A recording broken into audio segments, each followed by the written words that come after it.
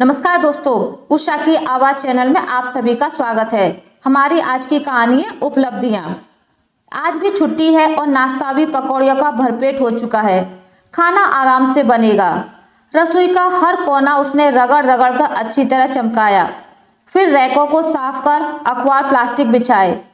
अंदर जब कुछ सर्दी लगने लगी तो सोचा थोड़ी देर धूप में बैठकर अखबार पढ़ लूं, फिर खाने का काम शुरू होगा। तब तक रसोई घर भी सूख जाएगा। अखबार लेकर मीरा छत पर अभी आई ही थी कि पति विभोर की आवाज सुनाई दी। अरे भाई, कहाँ हो? आज खाना नहीं बनेगा क्या? यह कहते हुए वह भी छत पर आ गए। अभी तो भरपेट नाश्ता हुआ है, आपने भी तो किया है। मीरा, तुम जानती हो मैं नाश्ता नहीं करता हूँ। बच्चों का मन रखने के लिए 2-4 पकौड़ियाँ ले ली थी। मुझे तो रोज 10 बजे खाने की आदत है, फिर भी बहस किए जा रही हो। क्यों? आप रविवार को सबके साथ देर से खाना नहीं खाते हैं? पर आज रविवार नहीं है। अब नहीं बना है तो और बात है। मुझे तो पहले ही पता है कि आजकल तुम्हारी हर काम को टालने की आदत हो गई है। अब यह समय अखबार पढ़ने का है या घर के काम का? दूसरी औरतों को देखा है, नौकरी भी करती हैं और घर भी कितनी कुशलता से संभालती हैं। यहाँ तो बच्चे भी बड़े हो गए हैं, काम करने को नौकरानी है, फिर भी हर काम देरी से होता है। विभोर के ऊंचे होते स्वर के साथ मीरा का मूड बिगड़ता चला गया। मीरा अखबार वहीं पटक कर नीचे रसोई घर में गई। उबले आलू रखे थे, वे छौंक दिए और फटाफट आटा गूंथकर पराठे बना दिए। खाना देखकर विभोर का पारा और चढ़ गया। यह क्या, सिर्फ सब्जी पराठे? तुम जानती हो कि लंच के समय मैं पूरी खुराक लेता हूँ। जब नाश्ता बंद कर दिया है तो खाना तो कम से कम ढंग का होना चाहिए। पता नहीं तुम्हें क्या हो गया है। सारे उल जुलूल कामों के लिए तुम्हारे पास समय है, बस मेरे लिए नहीं। गुस्से में विभोर ने थाली सरका दी। मीरा का मन हुआ कि वह भी फट पड़े। एक तो दिन भर काम में जुटे रहो, उस पर फटकार भी सुनो। आखिर कसूर क्या था? रसोई की सफाई ही तो की थी। चाय नाश्ता खाना, घर को संभालना, बच्चों की देखरेख में उसने जिंदगी गुजार दी, पर किसी को संतोष नहीं। बच्चों को लगता है माँ आधुनिक स्मार्ट नहीं है, जैसी औरों की मम्मी है। विभोर को तो अब नौकरी पेशा औरतें अच्छी लगने लगी हैं। 4 पैसे जो कमाकर लाती हैं, घर गृहस्थी संभालने वाली तो इनकी नजरों में गंवार ही हैं। विभोर तो बाहर निकल गए थे, पर मीना ने भी मन से पूरा खाना बनाया। विभा भी तब तक सहेली के घर से आ गई थी और विशाल कोचिंग से। दोनों को खाना खिलाकर वह अपने कमरे में आ गई। और दिन तो मीरा काम पूरा करने के बाद टीवी देखती, अधबुना स्वेटर पूरा करती या कोई पत्रिका पढ़ती, पर आज कुछ भी करने का मन नहीं था। विभोर का यह बेरुखी भरा व्यवहार वह पिछले कई दिनों से देख रही थी। आखिर वह कहाँ गलत हो गई? क्या इन घरेलू कामों की कोई अहमियत नहीं है? अगर बाहर नौकरी करती होती तो क्या तभी तक शख्सियत थी उसकी? शादी हुए 20 साल हो गए। जब शादी हुई थी उसी साल एमए फर्स्ट डिवीजन में पास किया था। चाहती तो तभी नौकरी कर सकती थी, इच्छा भी थी, पर उस समय तो ससुराल वालों को नौकरी करती हुई बहू पसंद नहीं थी। विभोर भी तब यही कहते थे कि बच्चों को अच्छे संस्कार दो, उनकी पढ़ाई में मदद करो, घर संभाल लो, यही बहुत है मेरे लिए। उसने सब कुछ तो उन्हीं की इच्छा अनुसार किया था। देवर की शादी हो गई, देवरानी आ गई, तब भी सास ससुर मेरे ही पास रहे। बड़ी बहू हम लोगों का जितना ध्यान रखती है, छोटी नहीं रख पाती। माँ जी तो अक्सर कह देती थी, बच्चों को संभालना, बूढ़े सास ससुर की सेवा करना, घर गृहस्थी देखना, सब कुछ तो उसने कुशलता से निभाया था। फिर ससुर जी की मौत के बाद यह सोचकर माँ जी का ख्याल वह और भी रखने लगी थी कि कहीं उन्हें अकेलापन महसूस ना हो। पर अब क्या हो गया? ठीक है, बच्चे अब बड़े हो गए हैं, उन्हें अब उसकी उतनी जरूरत नहीं रही। माँ जी ने भी अपने आप को सत्संग भजन पूजन में व्यस्त कर लिया है। विभोर का प्रमोशन हुआ है, तब से उनकी भी जिम्मेदारियां बढ़ गई हैं। मकान का लोन लिया है तो खर्चे भी बढ़ गए हैं। बच्चों की भारी पढ़ाई है, फिर विवाह की शादी भी 4-5 साल में करनी है।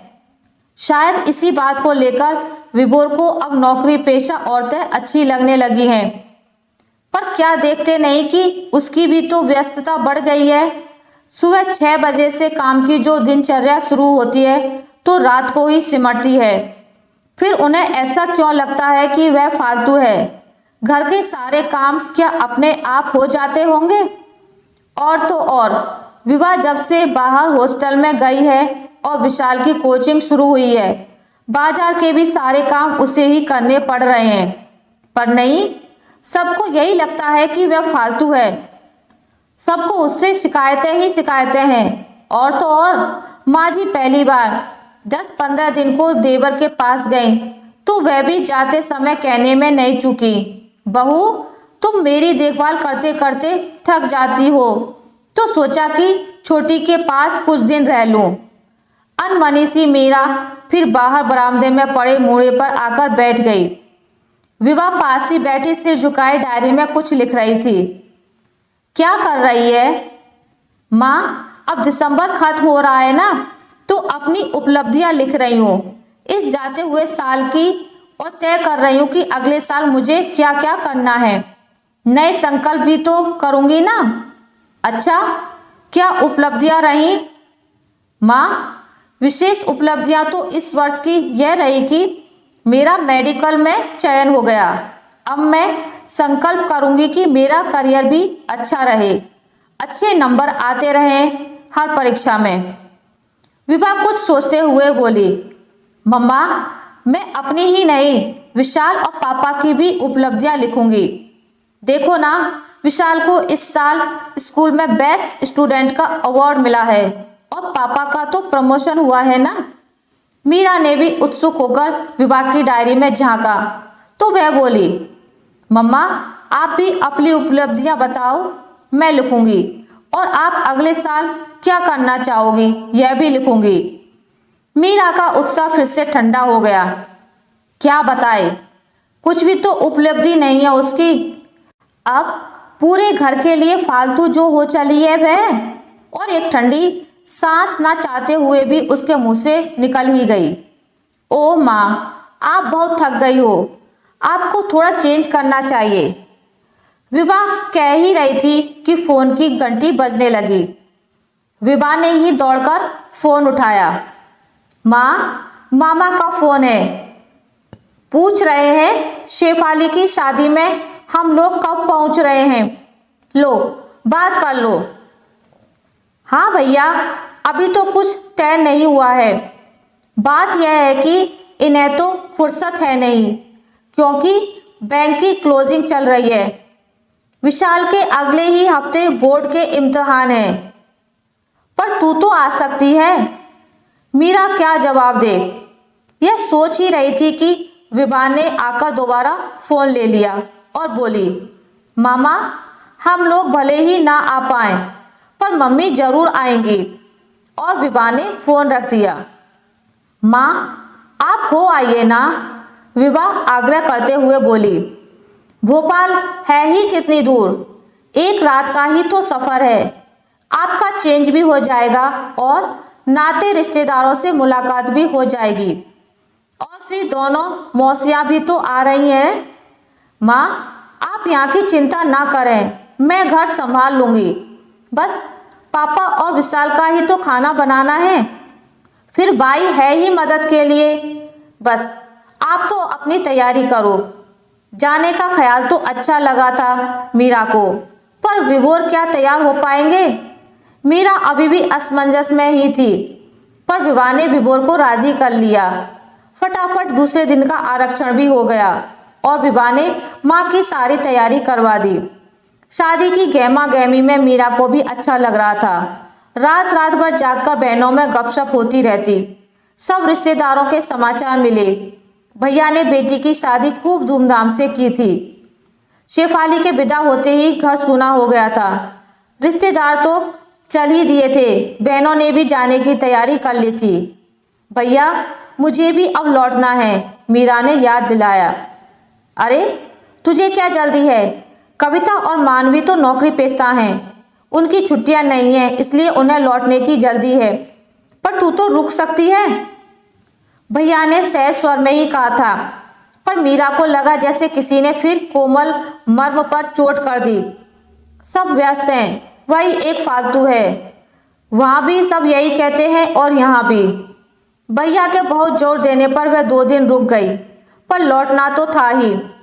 बेटी भी तो हॉस्टल वापस जाएगी। विशाल पता नहीं ढंग से पढ़ाई कर भी रहा होगा या नहीं। सब कुछ भूलकर उसे भी अब घर की याद आने लगी थी। स्टेशन पर सभी उसे लेने आए थे। माँ बस दादी नहीं आ पाई आपको लेने, क्योंकि वे अभी भी यहाँ नहीं है। उनके 2 फोन आ गए हैं और वे जल्दी ही वापस आ रही हैं। कह रही थी मन तो बड़ी बहू के पास ही लगता है। विभा ने पहली सूचना यही दी थी। उधर विशाल कहे जा रहा था, आपने लौटने में इतने दिन क्यों लगा दिए? 2 दिन ज्यादा क्यों रुकी? अच्छा पहले घर तो पहुंचने दे, मीरा हंसकर रह गई। विभोर चुपचाप गाड़ी चला रहे थे। घर पहुंचते ही विभा गरम चाय ले आई। मीरा ने कमरे को देखा तो काफी कुछ अस्त व्यस्त सा लगा। माँ अब यह मत कहना कि मैंने घर की देखभाल ठीक से नहीं की, और रसोई को देखकर तो बिल्कुल भी नहीं। आप तो बस चाय पियो और फिर अपना घर संभालना। विभा ने माँ के आगे एक डायरी बढ़ाई तो वह बोली, यह क्या है? माँ आप तो अपनी इस साल की उपलब्धियां बता नहीं पाई थी, पर पापा ने खुद ही आपकी तरफ से यह डायरी पूरी कर दी। और पता है सबसे ज्यादा उपलब्धियां आपकी ही हैं। लो मैं पढ़ूं। विभा उत्साह से पढ़ती जा रही थी। हम सबको बनाने में आपका ही योगदान रहा। मेरा मेडिकल में चयन हुआ आपकी ही बदौलत। मैं एक बार मेडिकल में असफल हो गई थी, तब आप ही थी जिन्होंने मुझे दोबारा परीक्षा के लिए प्रेरित किया। और विशाल को स्कूल के बेस्ट स्टूडेंट का अवार्ड मिलना आपका ही क्रेडिट है। सुबह जल्दी उठकर बेटे को तैयार करना, नाश्ते खाने से लेकर हर चीज का ध्यान रखना, उसका होमवर्क देखना, और तो और ये आपकी ही मेहनत और लगन थी कि पापा का प्रमोशन हुआ। पापा कह रहे थे कि जब कभी ऑफिस में किसी कारण से उन्हें लौटने में देर हो जाती तो आपने कभी शिकायत नहीं की, बल्कि उनकी गैर मौजूदगी में दादी को डॉक्टर के पास तक आप ही लेकर जाती रही। बस बस अब बस कर, मीरा ने विभा को टोका। उधर विभोर मंद मंद मुस्कुरा रहे थे। अब नया संकल्प हम सब लोगों का यह है कि तुम इसी तरह हम सबका ध्यान रखती रहो। विभोर के कहते ही सब हंस पड़े। उधर मीरा को लग रहा था कि एक घना कोहरा जो कुछ दिनों से मन पर छा गया था अचानक हटने लगा है। आशा करती हूँ आपको मेरी आज की कहानी अच्छी लगी होगी। अगर आपको मेरी ये कहानी अच्छी लगी है तो इसे लाइक करें, ज़्यादा से ज़्यादा शेयर करें, और अगर आप मेरे चैनल पर नए हैं तो इसे सब्सक्राइब करना ना भूलें। मिलते हैं एक नई कहानी के साथ, तब तक के लिए नमस्कार।